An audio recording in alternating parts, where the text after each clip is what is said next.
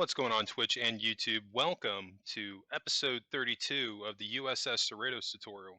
I'm Zero Elite and I just want to thank you very much for tuning in to today's episode, and if you haven't, please don't forget to hit that like and subscribe button and helping me in supporting the channel. I can't thank you enough for that. Today we have about a 25-minute video.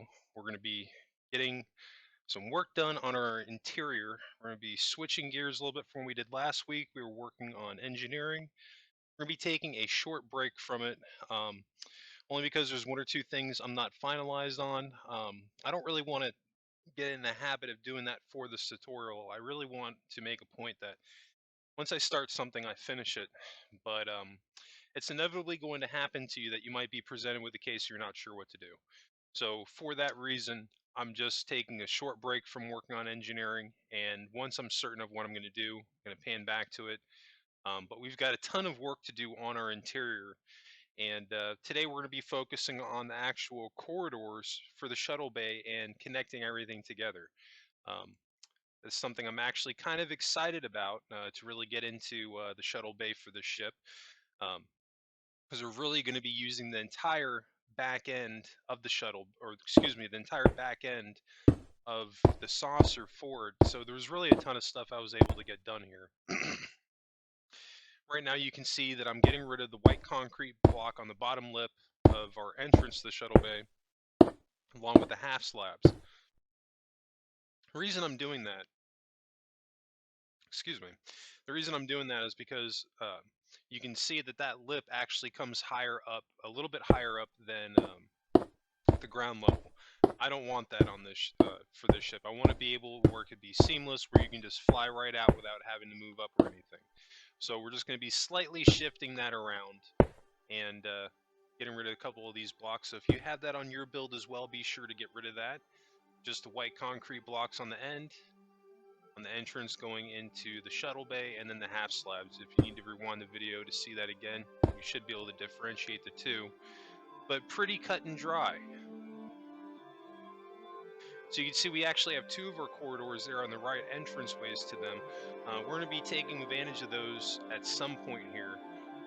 Right now we're going to be trying to make this area right here look a little bit how it looked before we edited it. So we're just going to be shifting this half slab back by one. And then we're going to go over to the left side of the ship here and do the same thing. I can't add one on that corner, it won't look right. Okay.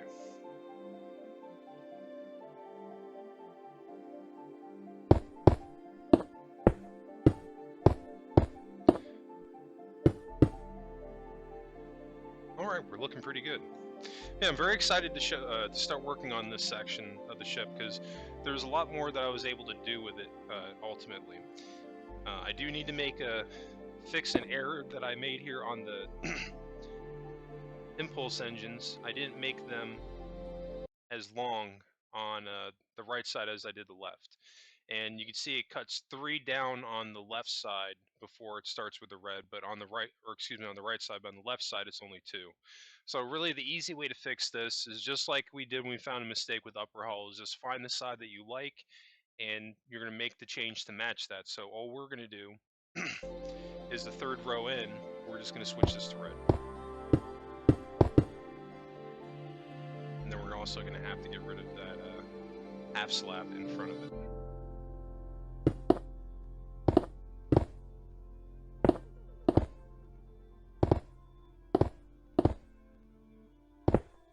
You can see even right here I'm using the white concrete to have like a line here with the impulse engine, but I don't know, something about that just doesn't look right. I've done it like twice now, and I don't know how I feel about that.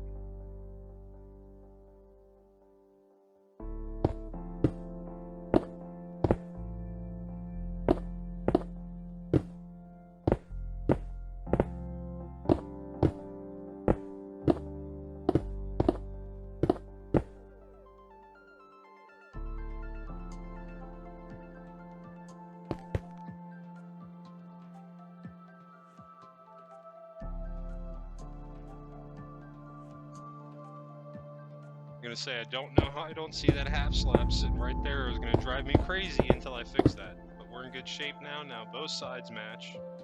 Looking really good right there.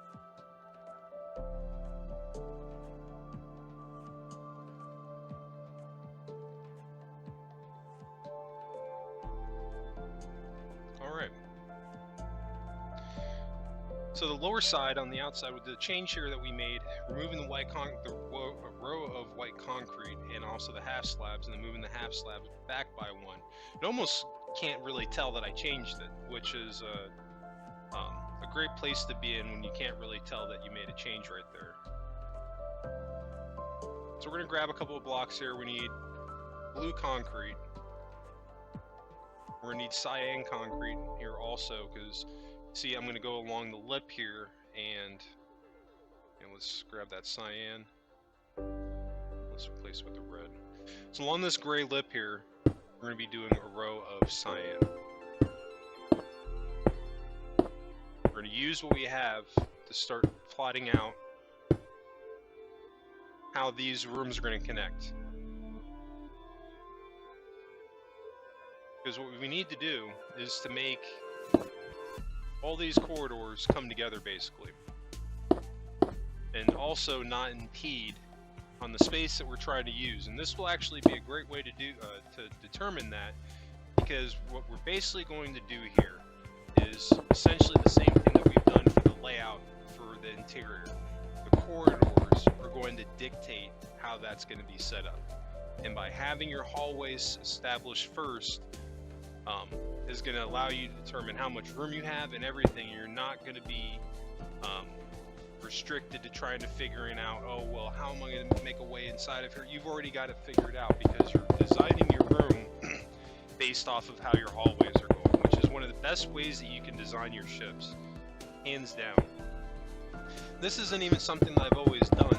I've honestly only been doing this with the last couple of my builds where I've actually built interiors on them. But since I've been doing it, it's worked out so well, and I've done this for Enterprise A, I've done this for the Vengeance, and then we did it for the Discovery Enterprise, and now we're doing it for the Cerritos. Because I haven't actually done that many interiors on these ships, because believe it or not, you know, I don't get asked that much to do them. I've had like one or two people ask me like to revisit the Vengeance, but like it's not as many as you would think. A lot of the ships that, believe it or not, like one of the main ones that I get asked right now to work on a lot is the Discovery A, and I'm just waiting right now for them to get a model out of that thing, so I have some more angles that I can look at. But definitely made that promise to the community that once they get that out, I'm definitely going to be doing that ship, because I get so many requests for it. And what else can I say about it? It's just a pretty looking ship. But until then, we're going to be working on next-gen era ships. We've got the Cerritos that we're working on now. And when we're done with the Cerritos, we're going to be working on the Enterprise D. After the Enterprise D, I'm not sure what we're going to be doing. But I know for sure that it's going to be a next-gen era ship, because I want to stay in this era for a little while. There's a couple of really cool ships that I would like to build. We're, of course, not going to get around to doing all of them. But that will always leave an opportunity to revisit the next generation. Because there's so many ships and just Star Trek in general build that, you know, I could literally just take forever building these things, and I still probably wouldn't have built every single one of them. But it's not a bad problem to have. We've got a lot of choices to choose from, a lot of cool ships to make. And definitely stick with me on the YouTube channel if you're new, because I got a lot of new content coming. There's always new videos dropping Mondays through Fridays. And if you're following me on Twitch, I've always got new streams dropping Sundays through Thursday nights. That's my regular schedule, typically between 9 and 10 p.m. Eastern. Even though tonight we're starting late because I was having problems with my mic, but I got them fixed right before I started tonight's episode.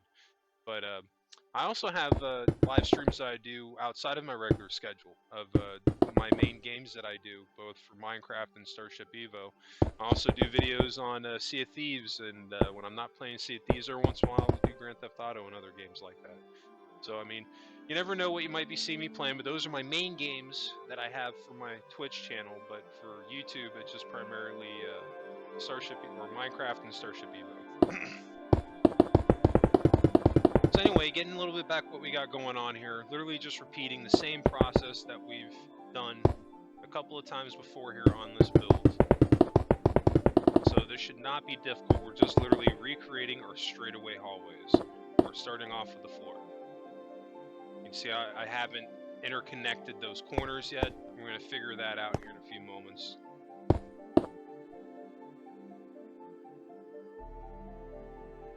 And this is honestly a great way to determine all that, because by getting the floor down, we can start to kind of envision where our walls are going to go and get a good idea for the size that we're going to have to work with here. You may end up being surprised, because like this whole back area, I'm going back, like literally this whole back room here is going to be the shuttle bay. And what I would like to do, I'm still actually working on the shuttle bay as we speak. I want to actually make different pods so that you could actually have your shuttle parked inside of those, because we've got the room to do something like that on this build. I've done some stuff similar like that before in the past, like with Enterprise A on the interior. Like there's pods in that where you know, it looks like you'd be able to park your shuttle in like each parking spot, but not to the degree that I'm thinking of really doing, because really the only thing that's separating each pod in the Enterprise A is the struts in the shuttle bay between each pod. But I'm going to be making separate rooms, well, ports where you be able to park your shuttle in, and I'm going to try to make them big enough to where I can actually build a full shuttle in that as well, because I've had a few people ask me about doing a tutorial for shuttles that you can make, and I think that would be a good way to tie into that, where it would make it relevant to build a shuttle on here. Not that I would necessarily need a reason to do it anyway. I could have just thrown a tutorial together for it, but I think now that we're doing something like on this level, we really have a reason to use it. So I'm definitely looking forward to doing that as well. So I'm grabbing the white terracotta that is pivotal for this build, because I'm using that for that cream color that is so recognizable on the corridors on the next gen era ships. Now, I will admit that it's a little bit fainter on the CERRITOS, but the problem that I had when I built out the mock corridor of the CERRITOS, that I noticed that I didn't have the color palette that I needed to match the hallways correctly, because on the CERRITOS, believe it or not, a lot of like the walls, like it's a lot of faint colors. And I could have stuck to grays, but it wouldn't have stayed as true to it, like, because the CERRITOS, it does have those light cream colors and the blues and the cyan, but they're very faint. So I just decided, you know, I'm just going to make an exception here and stay maybe a little bit truer to the Enterprise D's corridors. They're practically the same, just slightly different color. But if I hadn't pointed that out, you probably wouldn't have noticed it. But that's not a bad thing, because here's the thing. There's only one season of Lower Decks that's out right now, so there's only a handful of rooms that we have that have been made available to us. This is a problem that you're going to have when you're building any starship from Star Trek. Most of them, there's no interior shots, so you have to cherry pick from different ships on the interiors that they've shown and figure out what you can make it, if you can make that work in your ship or not, and is it relevant. And fortunately for us that they copied the Enterprise D so much for the CERRITOS, we can incorporate so many of those design cues from the Enterprise D, and nobody would bat an eye, because they did that anyway. So that's the whole point that I'm just trying to make, you know. And in general, that's something that they've been doing in Star Trek for years. I mean, forever. You know, they take an idea and they recycle it. They've done that with so many different ships. I mean, I was talking about this the other day and I forgot about it, and I didn't remember the point that I was trying to make until after the video, but I was actually talking about this point exactly about how, you know, they recycled ship ideas, like the Enterprise C to the Enterprise D, for example, or the Voyager to the Enterprise Z, very similar. Those are a little less drastic, but I'll give you one that you may not know about. The Kira class and the Enterprise NX-01, they're practically the same ship. If you hold them up side by side, they are virtually the same ship. And that's because when they were making Star Trek Enterprise, they needed a new ship idea, and all the designs they were coming up with were too close to the design of the original Enterprise, and they didn't like it. And they were like, well, we can just use the Kira from First Contact. It was literally in the movie in Star Trek First Contact for 5 seconds. Nobody saw it long enough that they would notice. But of course, somebody did notice. Um, but that's just the point that I'm trying to make, that you can take an idea and you can recycle it, especially in Star Trek. They call for it, you know? So we're just going to embrace that in different areas on this ship, and I think it'll help make the ship come out a little bit better. One of the reasons I'm talking about it so much, though, is just to get you in having a similar thought process with me when I'm building my ships, because this is honestly the stuff that I think about and the choices that I'm making when I'm doing either building an exterior on a ship or an interior. I think about all of this stuff. And when you start thinking about this stuff too, it's going to help you to make your ship come out that much better. But even with all this stuff in mind, there is a million and one ways you can build this ship out. There is no right way and no wrong way, because at the end of the day, these ships are completely fictional and you can just have fun with it. But with that being said, we're going to have some fun and stay true to it as much as we can. But again, the best part about that is after we've built out everything that we can, you know, the other 75% of the ship we can have our fun with. But just going through the areas that we have plotted out so far, I mean, when we start closing up some of these walls and filling them in, like, this ship is really going to start feeling a lot more complete than it currently does. And you can really start to get a sense of that right now, just going through seeing those corridors right there. The ship's starting to look really good, and it feels like we're on a next-gen era ship. I think that's definitely another thing that's super important when you're making these things. You know, staying true to the era of not only the time period the ship was made, but staying true to the ship itself.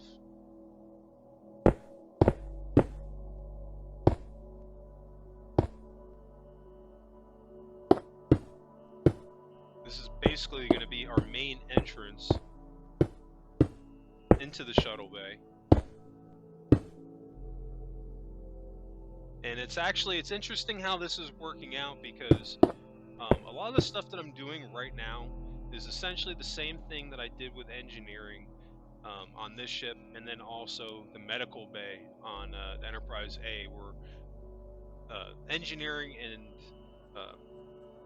the shuttle bay on this ship are so vitally integrated into it that we're going to be able to access these two areas from virtually any corridor from the ship, because all of the corridors, when we're done with this room, are going to eventually lead back either into the shuttle bay or into engineering. But you'll be able to access both of them every single way that you go.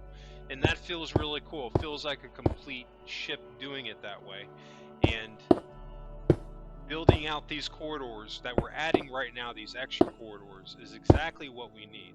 If we didn't have these corridors, if we just, you know, we could have called it a day and just had those entry points that we originally left opened for the shuttle bay. We could have just built the shuttle bay around those, but I think this will actually work out a lot nicer.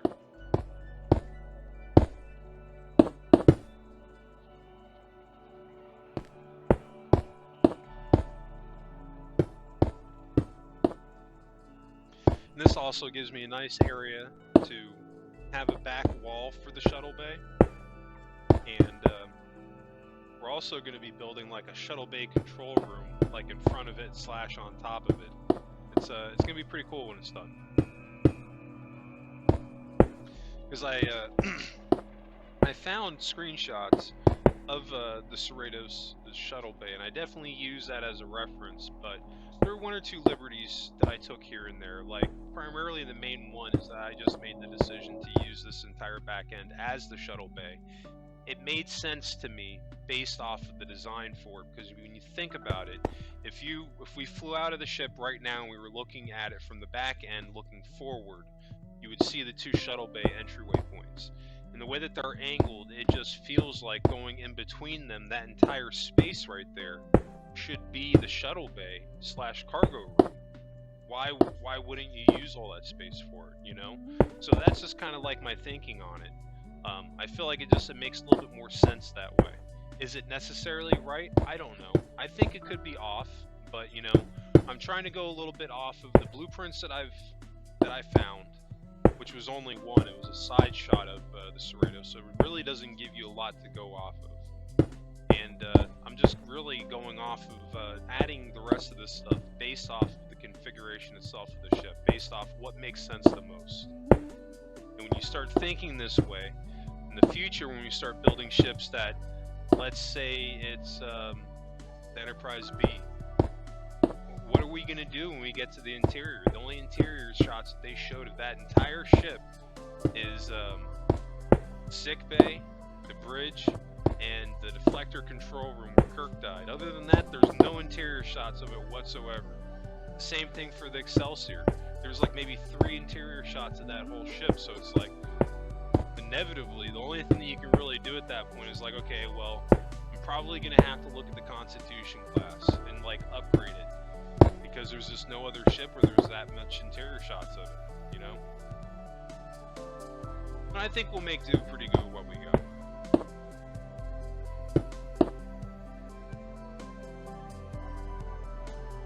You see, I spaced out my archways. I've got 4 blocks going in between. I wanted to keep that consistent because this is exactly the design configuration as our main corridors.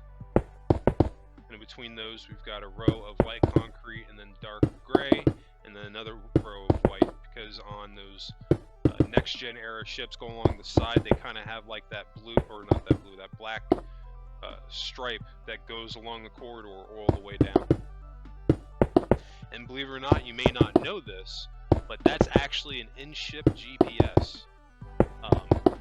There was an episode, Next Generation, I believe, that talk about it, but that's just a little bit of history and off what this strip actually was. This would be for people that are either VIPs or ambassadors or whatever have you. They've never been on the ship before. They'd walk up to the computer and say, "Take me to the holodeck 5," and then a little light would show up and just move down the hallway, and you just follow it. So that's literally what this strip is. It's a in-ship GPS. And some of those panels were computer panels, granted, but the main strip itself, and in its primary function, was supposed to be able to go around all the corridors, which is actually kind of cool. It's a pity that they didn't show a little bit more of that, like just some of the technology in these ships. There's a lot of work that they put into like the inner workings on these interiors, especially like since it's gone more CGI. They can get a lot more detail out of these ships than they would necessarily be able to get out of the model. Even though I feel like doing these ships on the interior, maybe that can work in some areas, but in others it just don't work. Because I'll give you a perfect example. Look at engineering on the Discovery Enterprise.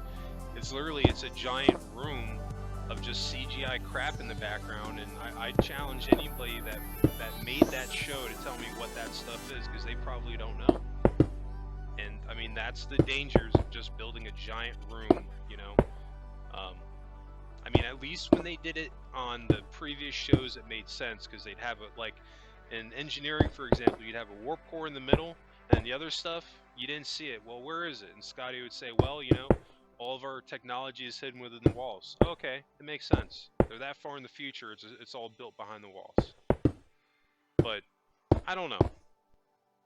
I think that if you've followed me and you've been following me on YouTube, you already know my preference is the model ships. I think they just look a lot nicer, and overall they stay consistently. The design itself remains consistent through and through. When you start building these, using these CGI renderings, that's when you start getting into artistic errors, because I feel it in my bones they don't always stick to the same renderings. And even then, they don't hold up as well. Like, I'm sorry, like, I would put Star Trek First Contact up to the modern Star Trek movies that have come out, and even Discovery. Like, watch any of the next gen era movies. I mean, they hold up. Even the old Shatner movies, some of those scenes hold up. Not all of them, but a lot of them, like with the Enterprise, like Wrath of Khan, like when they're in the Nebula and stuff. A lot of that stuff still holds up pretty well. Like, I think like one of the scenes that stand out the most is like when they show the space station that Carol Marcus is on for the first time. Like even on the high definition DVD, you can still see the clip of where they paste it in front of the planet. But other than that, like the movie's almost flawless, and you can't really see a lot of the mistakes that they made. And that's just because they were forced, to try a lot of crazy stuff with practical effects. And I think people can just tell. You can tell the difference between something that's really there and something that's not.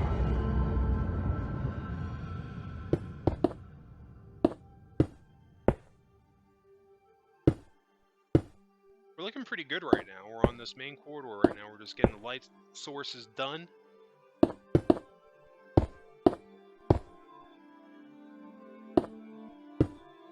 And then we're going to tie in these corners that are going to interconnect the other hallways that we're working on to bring them all together. You can see even though we're at the end of our intersection here, I'm just going with the pattern to keep it consistent. So this way, when I come over here to try to blend this all in together, all the stuff that needs to be where it is, I know it needs to be there. So now I can go in and I can start editing the stuff that doesn't need to be here, if that makes a little bit more sense.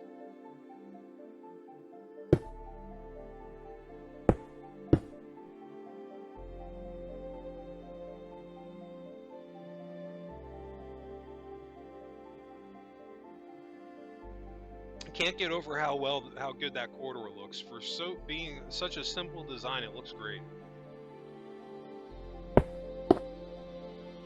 Looks very next gen.